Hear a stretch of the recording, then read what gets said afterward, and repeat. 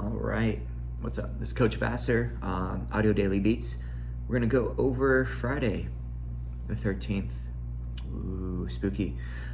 This is the final DriTri prep series for the regular DriTri tread prep. This is not repeated in the month, so you're just gonna see it this Friday and that's it. It's gonna be endurance across the board. Do a little overview about the 2G, any discrepancies that you'll see in the 3G, and then get you on out of here. So when we look at the 2G, all right, this is one where you're gonna have tread cards, just as a heads up. So endurance everywhere, key concepts. Every workout at Orange Theory preps you for the DriTri. We're gonna use this workout to get an idea of how you could think about strategizing for the tread portion of the DriTri. You have one 23-minute tread block to see how much distance you can cover as you start planning on how to attack the tread portions, which will finish your DriTri event. If you're not signed up, no worries. You can still have fun choosing how you attack your tread work today. So for the tread itself specifically, great day to think about the tread portion. Choose your strategy and cover as much distance as possible. You can hold your speeds for a sustained approach, alternate between a push and base, or progressively build your speed throughout the block. Which one will you go for? For the rower, only 300-meter push rows, so make each row count. Aim to match or beat your row time each round. And then on the floor, every round is a new dumbbell exercise to focus on, but you have 3 core exercises that will always repeat. They are the anchors today. So the treads, 23-minute tread prep. Choose your strategy, hit and hold, alternator, progressive build, set it and forget it, whatever you want to call it. 23 minutes. For the coaches who are not used to the silence, this is a tough one because there's not a lot of intervals to call out, obviously. So this is going to be truly about talking to members prior, knowing who's doing the DriTri, who's not, setting up strategies out in the lobby, giving them that heads up so they could use this time to prepare for it. So start of the block, they're going to clear out the screen, 23 minutes, tread for distance, how far can they get, okay? The hit and hold, nice and simple. Set one speed, hold it for 22 minutes, and then they finish with a 1 minute all out. All out will probably be more off of effort than actual intensity, because if they hold one speed the entire time, this is a good opportunity to test their base where, hey, can you hold your base for 22 minutes? Can you stay in the green for like the first 10? And then due to fatigue, cardiac drift, you may dip into the orange, and then you may even see high orange or even a little bit of red by the end, even at your base, okay? To me, that's a great one for people who are not used to just one speed. Start around base or just below and just hold it and test it. See if that's actually your base or not. The alternator, this is where you alternate between push and base, or really alternating between 2 different efforts. This could be one where it is, work and a walk. So you might have people jog and walk, whether that's every minute they alternate, distance base, every 2 minutes. Once again, conversation to have with those members out in the lobby if you can, or if there's a treadmill free next to them, hop up on the tread and talk to them off the mic. And then finally the build, gradually increase speed. This might be starting below base, and then every minute, every 0.1 mile, every quarter mile, add some speed, 0.1, 0.3, have at you. No matter what, they are recommended for power walkers 3% or greater. There's a lot of information on the back of the template, so definitely read all that. I'm not going to list it all out here, but this is one where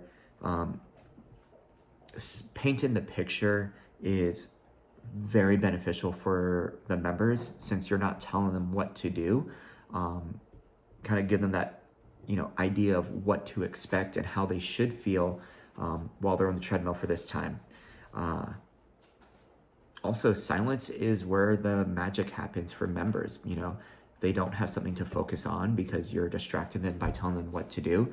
They're in their own head. They have to figure out how to motivate themselves. Do they have the discipline to stick with it? And that might be eye-opening for some people. So yeah, it's I know I've seen a lot of feedback on Facebook, on Reddit, where coaches absolutely hate this and members hate it because they don't know what to do. And that's just mostly, to me, is coaches are not taking the time to set them up for success. So find the time to do that, and then they will have a better experience, and you'll have a better experience coaching it. When we look at the floor today, we are going to see 3 different rounds where each round the dumbbell exercise will change. In round 1, they have deadlifts. Round 2, sumo squat to upright row. Round 3 is a tall kneeling tricep extension. Dumbbell exercises are going to be 12 reps each. So obviously on the endurance side, light to moderate weight. The body weight movements that do not change, we're going to see reverse crunches, the sit up to alternate and punch, and the back extension. Once they have done the deadlift round, they'll hit a 300-meter push row. Round 2, now they're at sumo squat upright row with the same 3 bodyweight exercises. So crunch, sit up, back extension. Repeat the row, match or beat the row there. And then round 3, kneeling tricep extension with the reverse crunch, tricep, sit up, tricep, and back extension. And then one final 300-meter push row. After that, no more bodyweight movements. They just do the dumbbell exercises as a circuit, 12 reps each. So deadlift, sumo squat, upright row, tricep extension, rinse and repeat. And then the finisher is choose your favorite exercise for the final minute. This is one where with the anchors, explaining it is very important. So that way it's very clear. That way members understand, okay, what is actually staying in place, what is getting swapped out. As far as demonstrations go, full demo for the deadlift and the sumo squat upright row and tricep extension. And then of course, the other things are body weight. So it's a full demo, but it's partial, or you could also acknowledge it for some of these movements. Options for the deadlift, you could do bridges, reverse crunch, regular crunch, sit up to alternating punch. You could do a bicycle crunch, back extension, bird dog. Sumo squat upright row, they could do a strap squat to low row. Kneeling tricep extension, they could do tricep extensions from the straps. And if they want to stay in that kneeling position instead of on both knees, they could do a half kneeling position. So they bring a little bit more stability to the midline.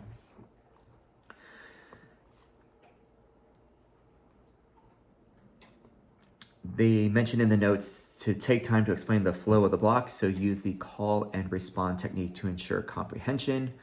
So what exercise is after the first deadlift? Great. What exercise do you do next? Awesome. Do you repeat the same round? Yada, yada, yada. So get that interaction, engage with the floor group so they are actually paying attention and not being chatty Cathys in the corner. And the big thing here is, all of these movements, including the anchors, it's all about the core. So this is one where the core work obviously is very apparent with the bodyweight stuff, but between deadlifts, sumo squat, upright row, tricep extensions, a lot of stabilization in the hips. So those ab muscles, the rectors, the obliques, they should be lit up, they should be tight. Firm like apples, not applesauce. If I, poke you, should break my finger. Whatever helps, kind of gets the point across for the members. For the row, it's a 300-meter push row.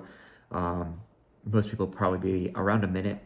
Leg drive, nice 6 to start out of 10. And then if they have that strength to increase so they could do better, maybe the second attempt they do 7 out of 10 on the leg drive. Stroke rate probably be somewhere between 26 to 28. Last row, of course, if they can maintain it, great. If they could do better, awesome. That's the 2G. As we look at the 3G, they're gonna have a 14-minute block there, but same idea. So hit and hold, alternate, progressive build. They got 13 minutes to tread for distance, followed by a 1 minute all out. how far they get. Rowing, of course, they're going to have their own row block here. We're going to see 2 different blocks. Block 1 is 8 minutes, then a 1-minute recovery to set up their second block, which will be 5 minutes. Endurance, both here, we're going to start with a 500-meter push row, and they're going to check and remember time, and they're going to do quick lateral hops for 20 reps.